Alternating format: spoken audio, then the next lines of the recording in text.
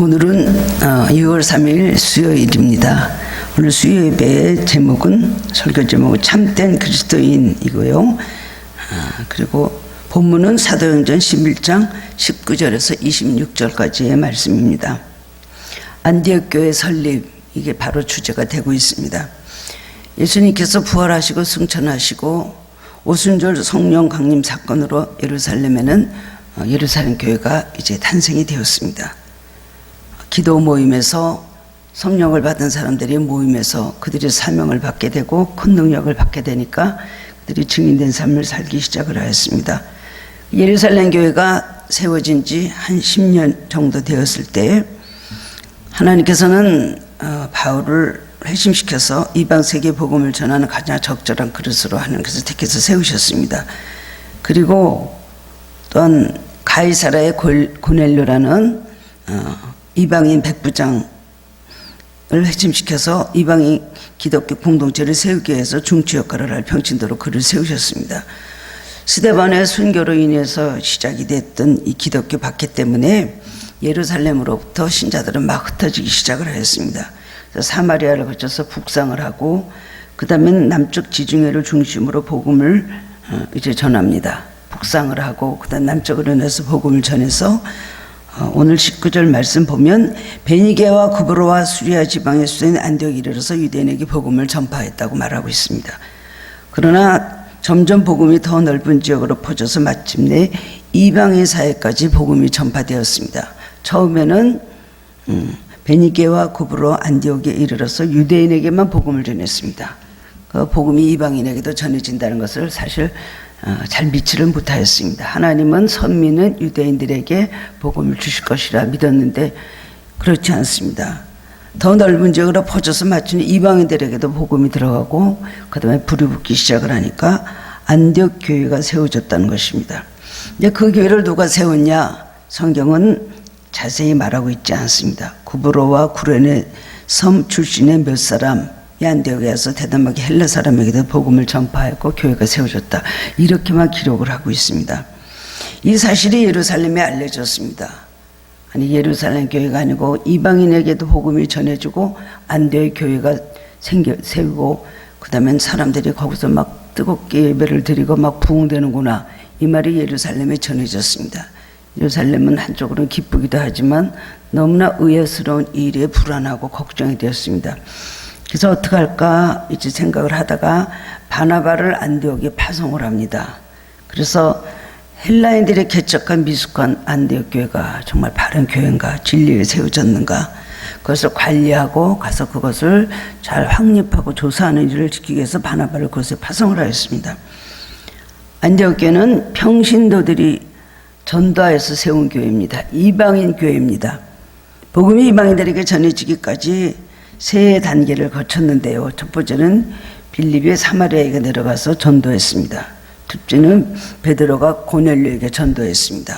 근데 고넬료의 전도는 참 특이한 상황 가운데서 그들이 만나서 복음을 고넬료 가정에 전하게 되었는데요.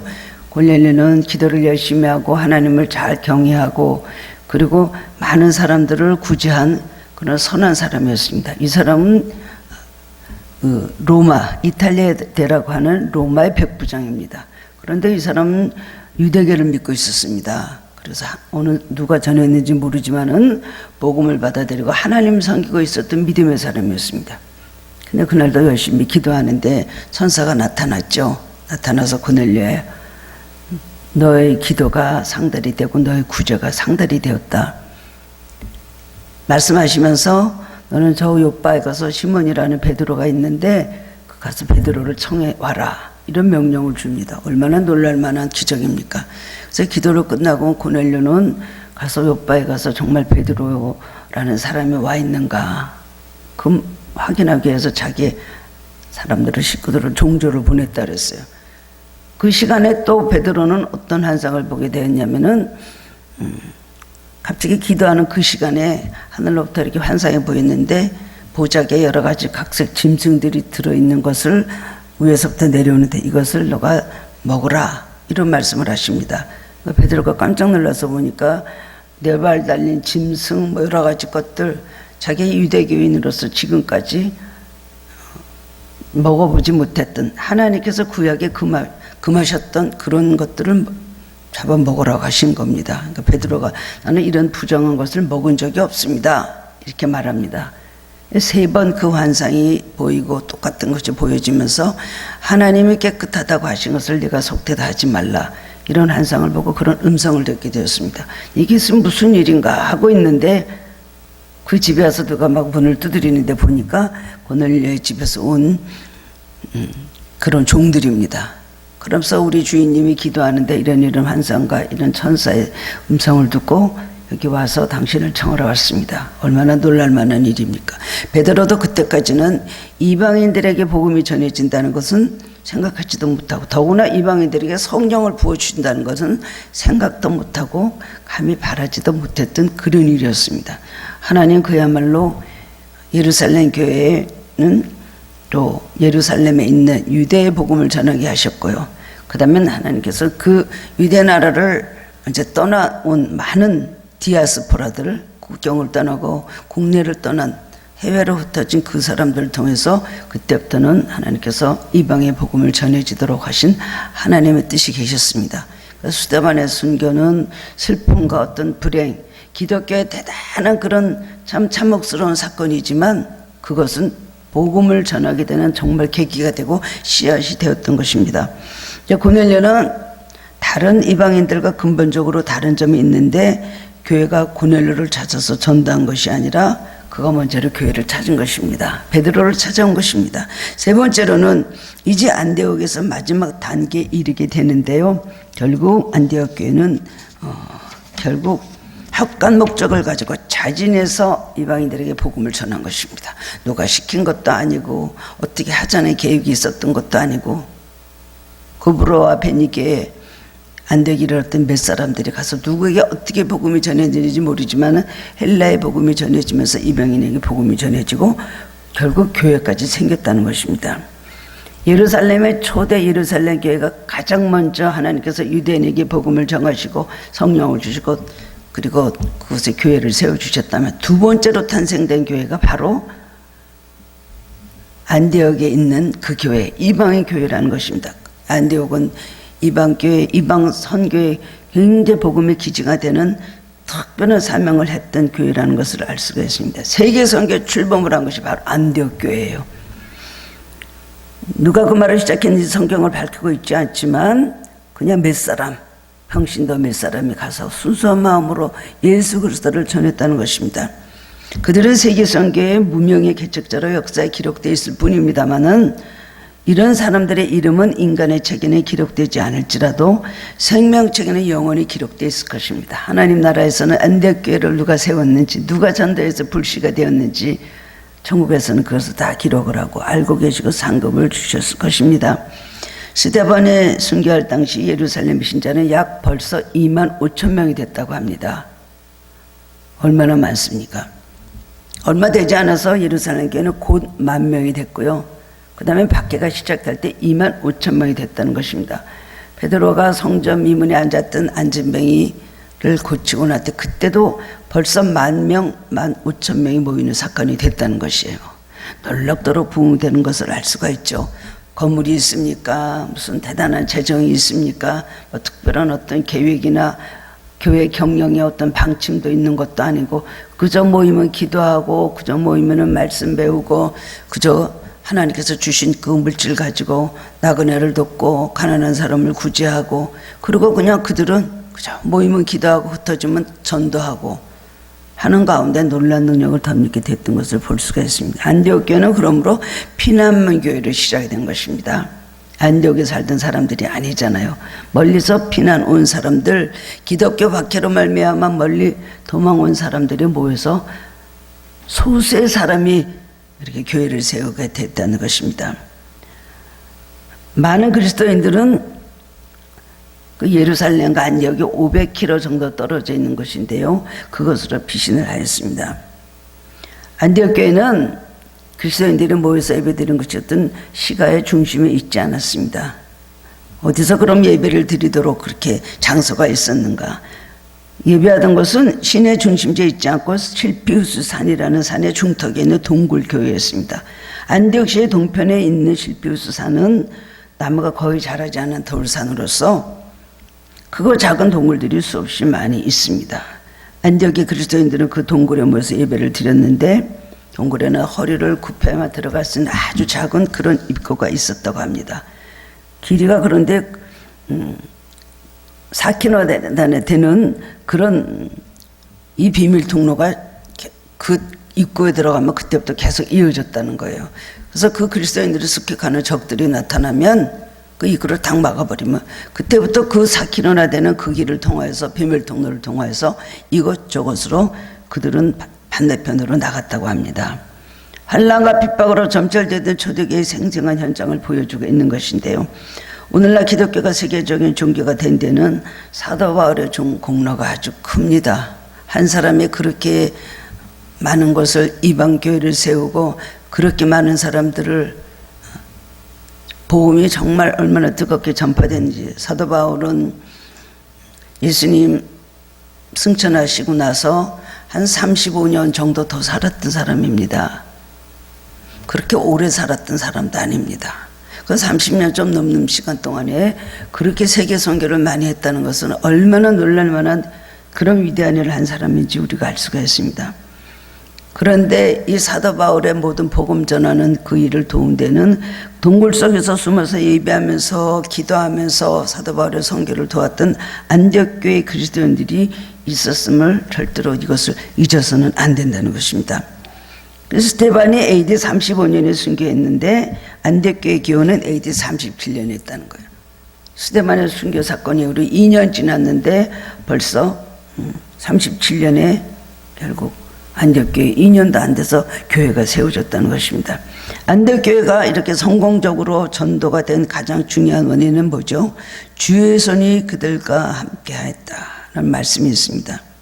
본문 21절에 보면 주의 손이 그들과 함께 하심에, 하나님의 손이 함께 하시고 하나님의 능력이 함께 하시면 표적과 기사를 나타내면서 놀라운 역사가 나타나고 성령의 불길이 막 활활 붙어서 놀라운 붕의 역사가 일어나게 된다는 것을 성경을 통해서 우리는 알 수가 있습니다. 안디옥 교회는 열심을 했기 때문에, 성도들이 열심히 말씀에 순종했기 때문에 예수님께서 너희는 예루살렘 온 이도 사마리아 땅끝까지 이르러 내 증인이 되리라 하신 말씀에 그대로 순종했기 때문에 이런 교회가 세워지고 놀랍도록 부흥이 됐다. 사실 이것은 맞는 이야기지만은 성경은 그렇게만 표현하고 있지 않습니다. 성경은 주의 손이 그들과 함께 하심에, 하나님의 권능의 손이 그들과 함께 하심에 놀랍도록 부흥이 되고 성령의 불길이 막 불어오르기 시작했다는 것을 말씀해 주고 있습니다. 이것은 2000년 전에 그 말씀이나 오늘 우리 한국교회, 우리 하늘교회 주신 동일한 말씀일 것입니다.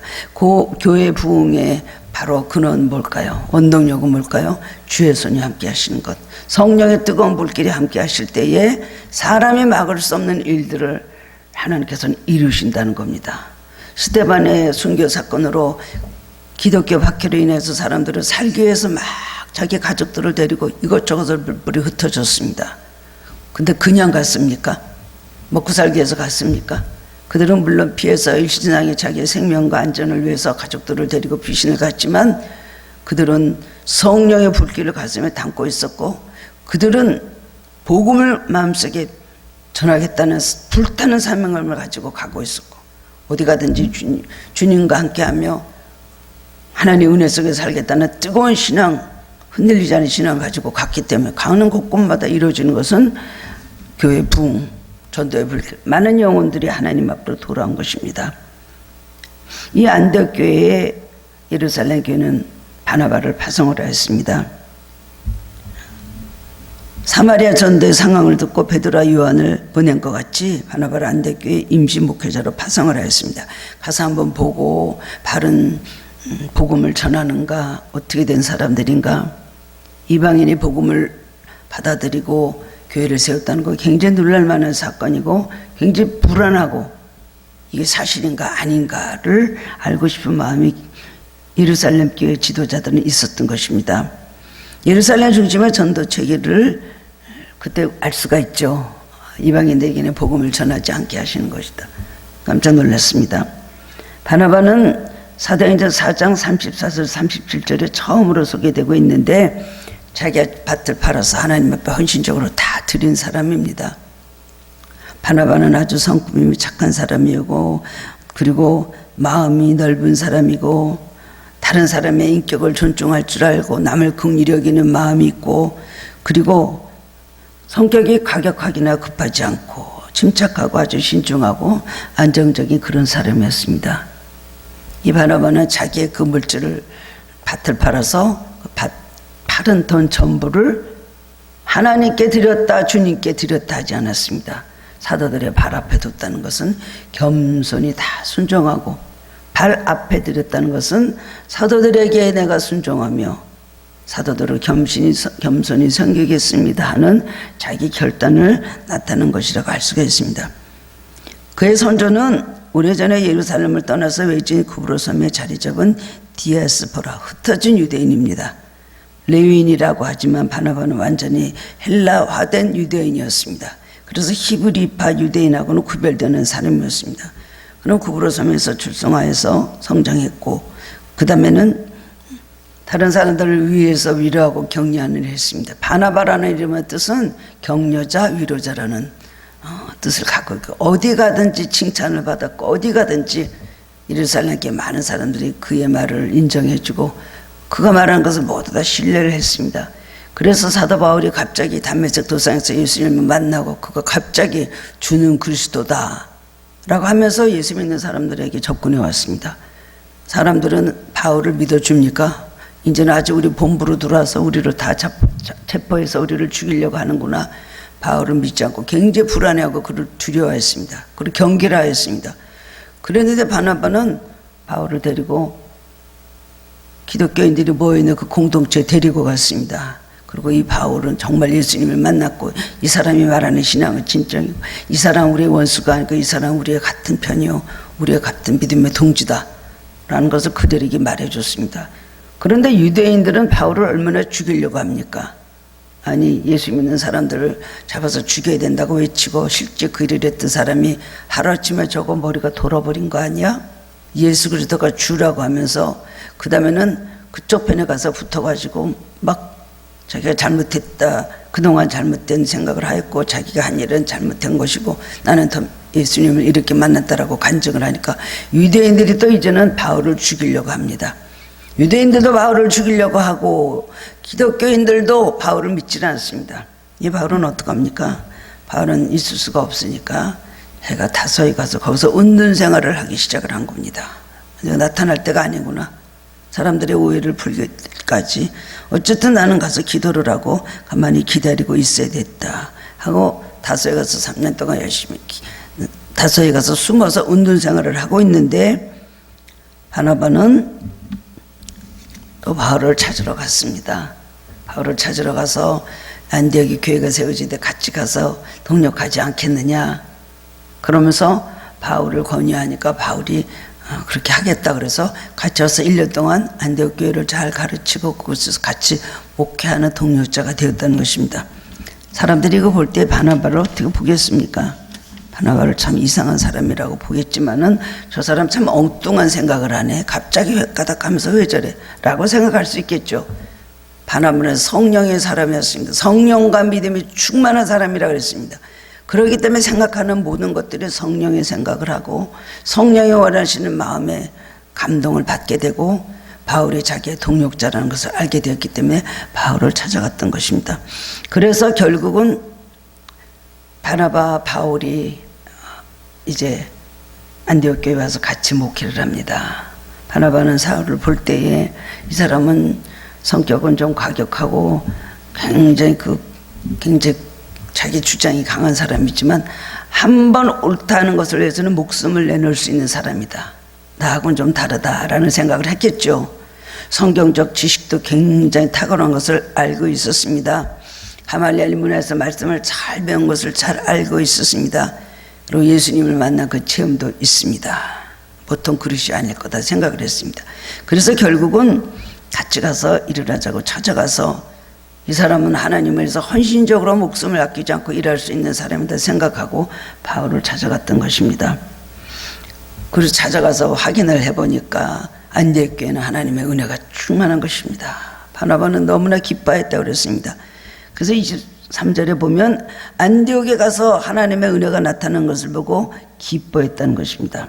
자기 명성이 높아지고 뭐 자기 어떤 그런 것이 아니라 자기가 파송된 이 사역을 잘 하고 있어서 기뻤던 것이 아니라 이방의 신자들에게 나타났던 하나님의 은혜를 보고 확인을 했기 때문에 그렇습니다. 그렇기 때문에 은혜를 하나님의 은혜라고 묘사한 것은 하나님의 은혜의 근본이 되시기 때문에 이거는 하나님의 은혜다 라고 말하면서 예루살렘 교회, 우리 안디옥 교회는 절대로 걱정하지 않아도 됩니다. 하나님의 은혜가 충만하고 우리 예루살렘 교회에 나타났던 성령의 역사가 이것에서 나타나고 있습니다. 그렇게 굉장히 기쁜 소식을 예루살렘 교회에 전해줍니다. 그리고 안디옥 교회에서 모든 사람들에게 뭐라고 합니까? 굳건한 마음으로 주와 함께 머물러 있으라. 그렇게 말을 합니다. 가서 더 막 그들을 권면을 하면서 굳건하게 하나님께 주와 함께 머물러 있으라. 그렇게 말을 합니다. 그래서 결국은 바나바가 가서 격려하고 그 다음에 예루살렘께 기도 부탁을 하였겠죠. 그리고 바울은 가서 같이 복음을 전하면서 말씀을 가르치고 하면서 참 안디옥 교회는 1년 사이에 얼마나 탄탄한 교회로 부흥이 되고 성장이 되었는지 모릅니다. 근데 바나바는 굳건한 마음으로 주와 함께 머물러 있으라 이렇게 말을 합니다. 23절에 하나님의 은혜를 보고 기뻐하며 모든 사람이 굳건한 마음으로 주와 함께 머물러 있으라 이렇게 말했다는 것입니다. 죽게 돌아온 이방 교회는 생기가 있고 은혜가 넘치지만은 아직 신앙의 터전이 약합니다. 그리고 시련을 이겨낼 힘이 부족합니다. 어떤 일 당하면 어떻게 흔들릴지 모릅니다. 박해가 오면 어떻게 흩어질지 모릅니다. 그래서 주 안에 굳건한 마음으로 머물러 있으라고 그렇게 권면을 한 것입니다. 굳은 마음이란 건 뭡니까? 어떤 시련이 닥치든지 그것을 이겨낼 단단한 결심을 말하는 것이죠. 우리도 굳건한 마음으로 주님께 붙어 있어야 됩니다. 때로는 우리 시련이 오고 고통이 오고 또 삶의 어떤 것이 막 요동칠 때 마음이 흔들립니다. 그래서 뿔뿔이 다 주님을 떠나서 소용없네, 믿어도 소용없네, 하나님 믿어봤자 아무 나타나는 축복도 없네. 그래서 흔들리는 사람이 얼마나 많습니까? 예수님께서 너희들이 광야에 왜 나갔느냐? 갈대를 보려고 나갔느냐? 흔들리는 갈대를 보려고 나갔느냐?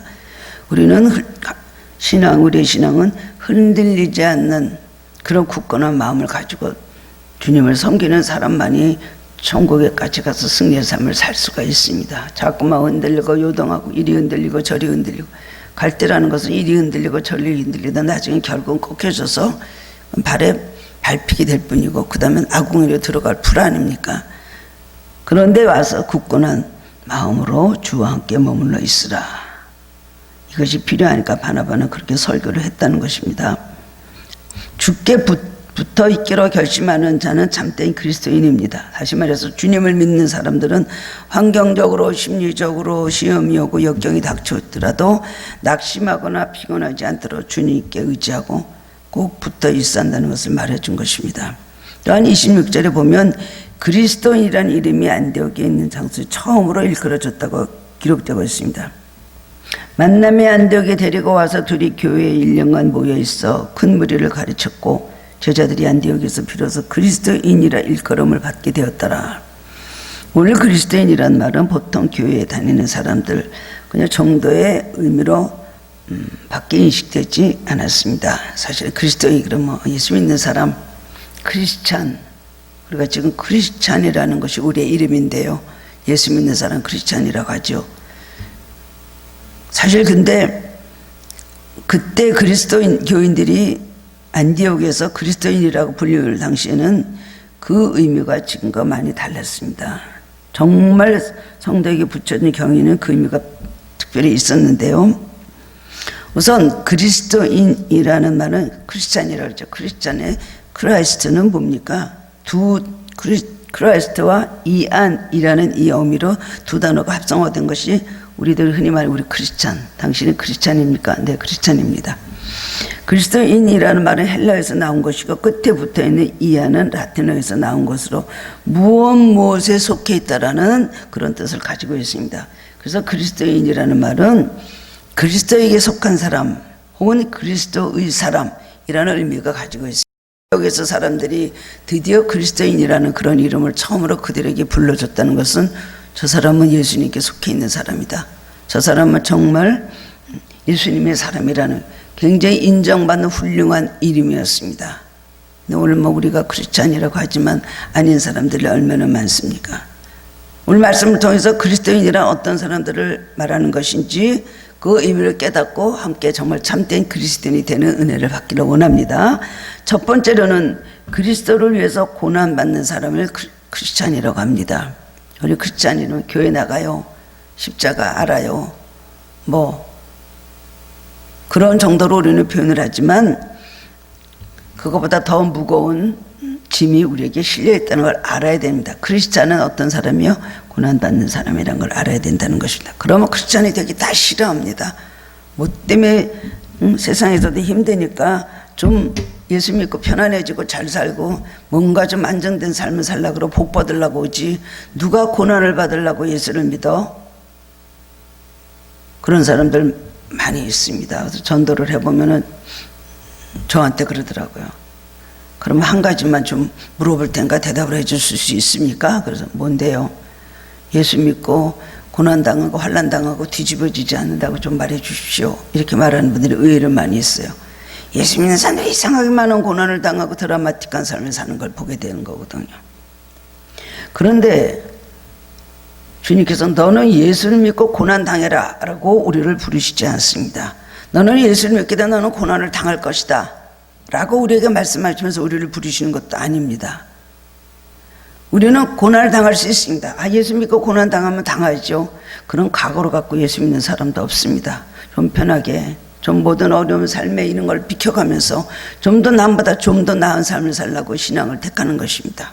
보이든 보이지 않든 보이는 복도 좀 받고 보이지 않는 마음의 평안도 얻고 가정에 좀 평화도 얻고 기도장을 하면 애들도 공부 잘하고 잘 될 수 있고 이런 것 때문에 우리를 예수를 믿지 나 예수 믿고 고난 당하는 거 괜찮아요 라고 하고 올 사람은 없습니다.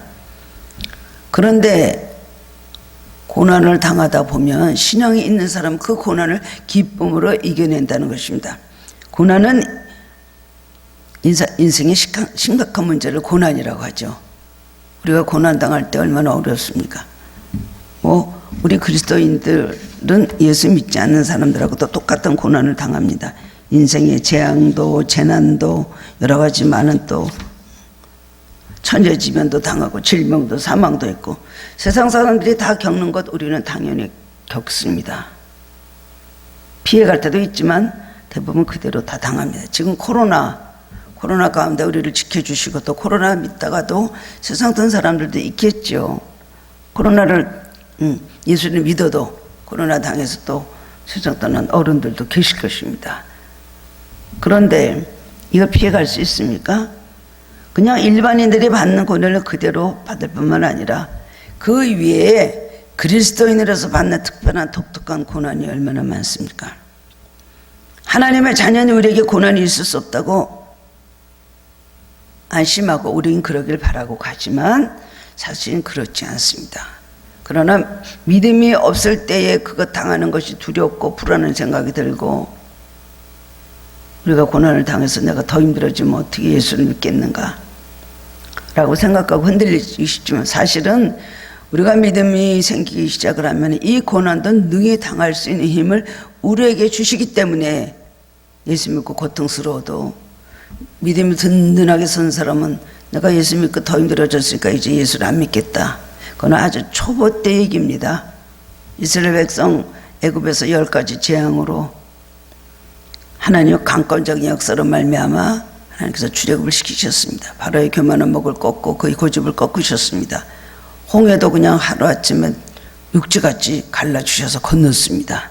그 다음에 광야로 들어와서부터는 어디 그렇습니까? 그때부터 훈련이 연단이 시작이 될 때에 많은 사람들은 믿음에 이겨내지 못하고 애굽으로 돌아가자 애정죄가 없어서 여기를 우리를 끌어서 우리를 여기 묘지 삼아서 우리를 죽이려고 합니까? 모세를 얼마나 많이 원망을 했습니까? 그러나 거기서 믿음으로 연단된 사람들은 광야의 그 모든 연단을 하나님의 약속을 믿고 잘 이기고 나갔습니다. 성경에 두 가지의 부류의 사람이 기록이 되어 있죠.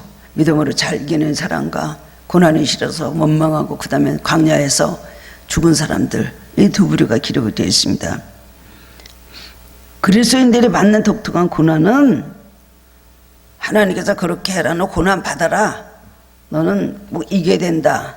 성경은 그렇게 말씀을 하고 있는 말씀도 많이 있고 우리를 위로하고 격려하시면, 사실은 우리가 고난을 당할 때에 능히 그것을 대해서 스스로 우리가 그거를 주님과 같이 그 고난에 동참하는 것입니다.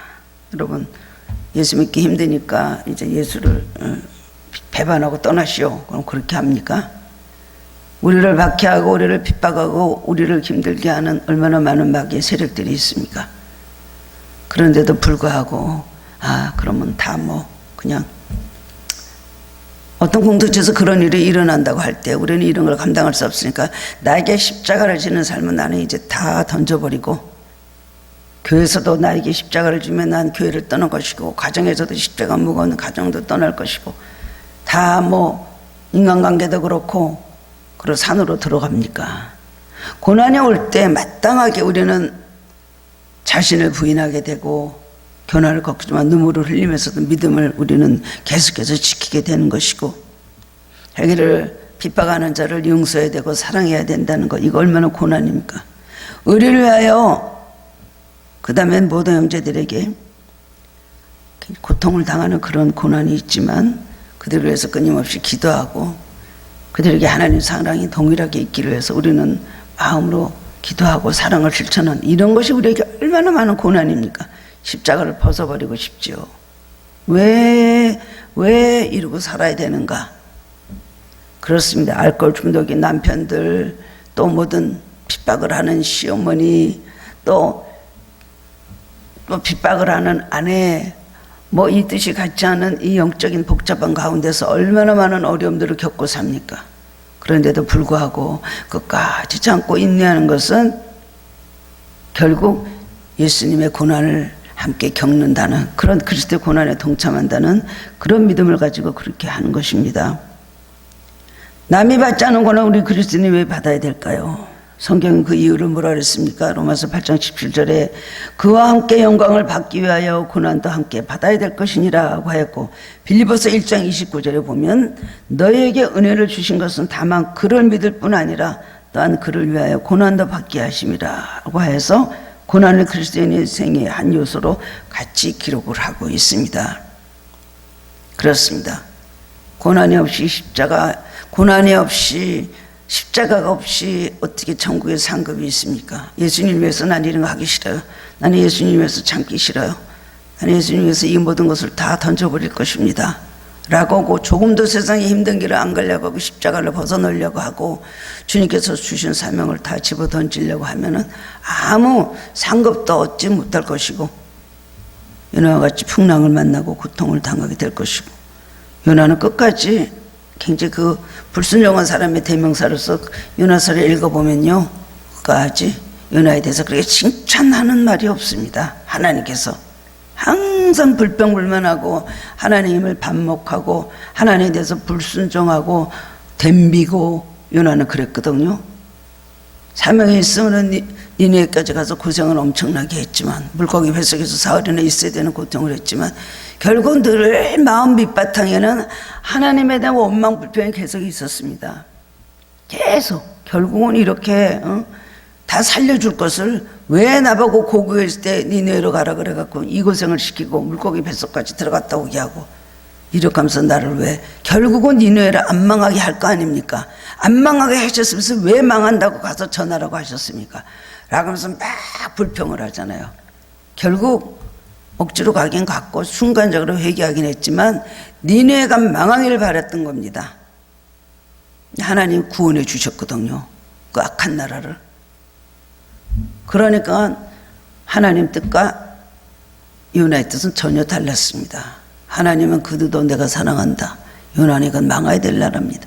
결국 뜻이 죽어라 하고 가서 해외 선교하고 니느웨까지 가서 복음 전하고 그렇게 열매를 맺었으면서도 불구하고 하나님에서 원망 불평을 하는 거예요. 그러다가 내가 고개했을 때 하나님이 이렇게 하실 거라고 내가 미리 알고 내가 안 떠나지 않았습니까? 막 불평을 하고 대적을 합니다. 근데 요나는 머리가 없이 머리가 대머리라 그랬어요, 성경에. 그래가지고 호박넝쿨이 쭉 있는 그 밑에서 그래도 시원해서 낮에 뜨거운 그 열기를 좀 피하려고 그 호박나무 밑에서 이렇게 딱 시원하게 잠을 자고 있는데 벌레가 나와가지고 호박나무를 다 쏠아버렸어요. 호박나무를 딱 잘라져서 그 다음에는 머리를 가리고 있는 호박잎이 없어졌습니다. 그랬더니 막 불평불만을 하잖아요. 또 이외에 또 호박나무를 벌레가 와서 다 이렇게 씹어가지고 내가 머리 좀 쉬게 하는데 이 뜨겁게 하고 쉴 그늘도 없이 하십니까? 뭐 그러니까 하나님께서 뭐라 했어요? 네가 호박나무 하나를 그렇게 아꼈어?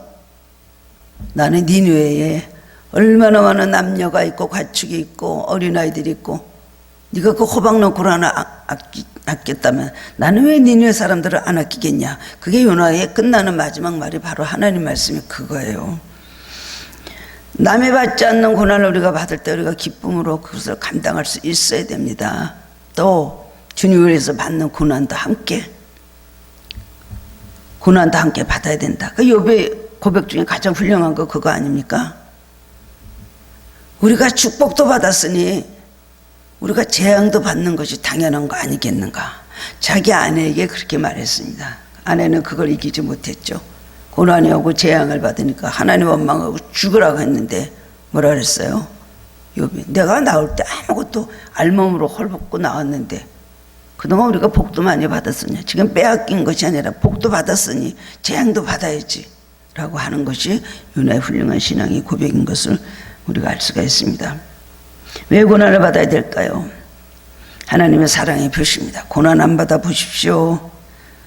진리대로 살지 못합니다. 인간은 타락은 극에다가 될 것이고 인간의 삶을 더욱 비참하게 될 것입니다. 하나님께서 우리를 사랑하시고 천국으로 보내시려니까 우리에게 손을 대시는 것이 고난입니다. 사랑의 표시입니다. 가만 놔도 우리 다 지옥 갑니다. 가만 놔두면 지옥 갑니다. 가만 놔두면 우리가 어떻게 구원을 받습니까? 끊임없이 우리를 사랑하시고 오셔서 징계하시고 때리시고 깨닫게 하시는 하나님의 은혜, 그것이 바로 고난으로 나타나는 것입니다. 우리는 신앙을 연단하기 위해서 또 우리에게 고난을 주십니다. 어떤 부모가 자기 자식이 진짜 아무 훈련도 못 받고 여기서 여기도 가지 못하고 여기서 여기도 뛰지 못하고 여기서 여기까지도 벌벌 하고 그렇게 완전히 순두부같이 길를 온실에서만 길를 그런 부모가 있습니까? 훈련해서 잘 달리기 원하고 어려움에도 이겨내기 원하고 강인한 자식을 만들고 싶은 것은 부모가 다 자식에게 바라는 소원입니다. 그렇죠. 인생을 그냥 뭐 오냐오냐 하고 맥더먹여 주고 그렇게만 살다가 자기 자식을 그렇게 길러내는 부모는 없을 거예요. 뭐든지 자체적으로 좀 하고 선악을 분별하고 살면서 뭐든지 어린애가 아니라 성장된 그런 자녀가 되어서 잘 모든 걸 이기고 가기를 원할 겁니다. 마찬가지로 그래서 우리를 연단하시는 겁니다. 힘들어도 이겨내기 원하십니다. 세 번째로는 또한 고난은 우리를 성결하게 만들어줍니다. 고난은 우리를 성결에 이르게 합니다. 하나님의 뜻을 알게 합니다. 겸손한 사람으로 만듭니다. 더 이상의 죄로 나가지 않도록 하는 것입니다. 안되게 그리스도인들처럼 주의 고난에 참여하는 하나님의 자녀가 우리도 되될 것입니다. 두 번째로는 그리스도인은 그리스도를 전파하는 사람입니다. 복음을 전파하는 사람이죠. 그리스도인들이 왔을 때 안디옥 교인들 보고 사람들이 좀 더 그리스도인이다 라고 말했다고 했잖아요. 보니까 이렇게 어려운데도 저렇게 어려움을 당하면서도 기뻐하면서 얼굴에 기쁨이 있으면서 저렇게 어려운데도 가는 곳곳마다 예수님을 전하는구나. 저런 상황에 전하는구나. 예수님을 전파하는 사람들이 되고 또 그 다음엔 그 전파를 받아들이고 사람들의 신자가 나날이 늘기 시작을 하였습니다. 그래서 그리스도인이란 이름을 불리게 됐다는 것입니다. 되게 사람들은 그렇게 이제 피난민으로 그쪽 가면 집장만 하고 장사해서 잘 먹고 잘 살고 그러기만 바라죠. 그리고 환난을 받으려고 합니까? 거기서 무슨 여유가 있다고 예수님을 전합니까? 많은 사람들이 그럽니다. 나는 지금 예수님을 전할 실정이 되지 못합니다. 내 믿음도 하나 이런 데다가 더구나 내가 지금 그렇게 교회 나가서 아멘이 나가고 있을 상황이 못 됩니다. 많은 사람들이 그렇게 합니다. 왜냐하면 먹고 사는 문제가 너무 급하기 때문에요. 그런데도 안디옥 교인들은 예수 그리스도를 전했다는 것입니다. 기쁘게 살며 그리고 주님의 복음을, 위로의 복음을, 그리고 기쁨의 복음을, 구원의 복음을, 소망의 복음을 그들에게 전했다는 것입니다. 정말 예수님을 사랑하는 사람들이야. 예수님이 없으면 저렇게 살 수가 없어. 그런 인정을 받게 됐다는 것입니다. 우리가 침묵하면 안 되는 이유가 뭘까요? 한 영혼의 천하보다 귀하기 때문입니다. 최후의 심판이 있기 때문에 그것을 전해야 된다. 핍박이 오고 비난이 오고 뭐가 와도 바른 소리를 전해야 되는 것입니다. 영생이냐 멸망이냐 하는 것은 전도자에게 달려있기 때문이고, 네가 전도하지 않고 바로 가르치지 않아서 그 사람이 지옥에 갔다면 그 핏값을 내 손에서 내가 받겠다. 하나님의 예수께서 분명히 그렇게 말씀해 주셨습니다. 마지막으로 세 번째는 그리스도인은 예수 그리스도의 향기를 드러내는 사람입니다. 예수님의 냄새를 풍기는 사람이죠.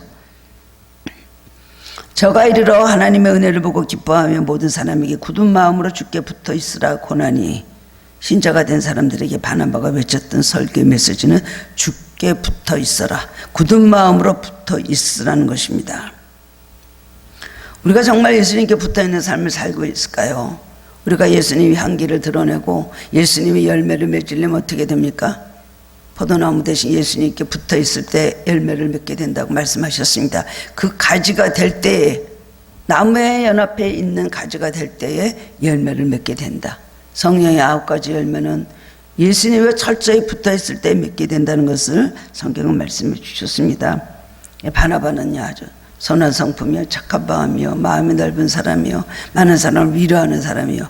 바나바가 있는 곳에만 가면은 사람들의 마음에 평안을 얻고 분위기가 달라집니다. 바나바는 그렇게 위로하고 격려하고 소명을 주는 그런 사람이었던 것을 알 수가 있습니다.